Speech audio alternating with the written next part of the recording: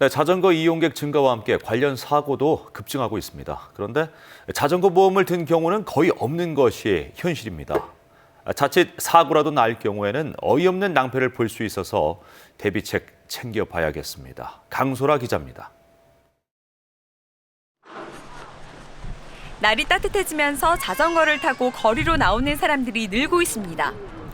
자전거 사고는 지난 10년 동안 평균 8% 증가했는데 특히 야외 활동이 늘어나는 봄철에 사고가 급증합니다. 도로를 달리다가 예기치 않게 보행자나 버스에서 내리는 승객과 접촉사고가 발생하는 경우가 있는데 자칫 낭패를 볼 수 있습니다. 피해자와 원만한 합의가 되지 않을 경우 입건이 될 수밖에 없는 상황에 놓이게 됩니다. 정부는 자전거 이용을 활성화하기 위한 법률까지 만들었지만 정작 증가하는 사고에 대한 대비는 부족한 실정입니다.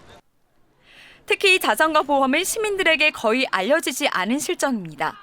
보험 소식을 정확히 저희들이 알 수가 없어서 보험을 가입을 못하고 있는데 저 역시도 다니면서 이렇게 사고도 난 적도 있고 그래서 그런 보험 상품이 있다면 가입하고 싶은 의향도 있고. 개인은 거의 없다고 보시면 돼요. 이게 지자체랑 이제 연계해서 이제 좀 정책적으로 이제 이렇게 뭐 자전거 문화를 이제 활성화시키고 뭐 이제 그런 목적도 있거든요. 보험이 없는 경우 합의 등의 더 어려움을 겪을 수 있습니다.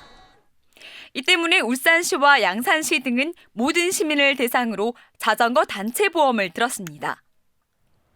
반면 부산시는 지난 2015년 이를 검토하다 예산 등의 문제로 사실상 무기한 연기한 상태입니다.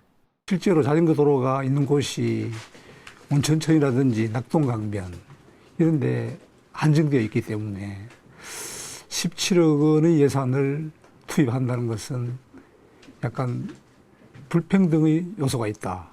이런 판단이 들어서 직접 지금 당장 시행은 못하고 있습니다.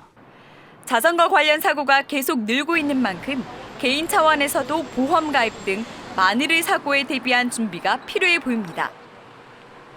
KNN 강소라입니다.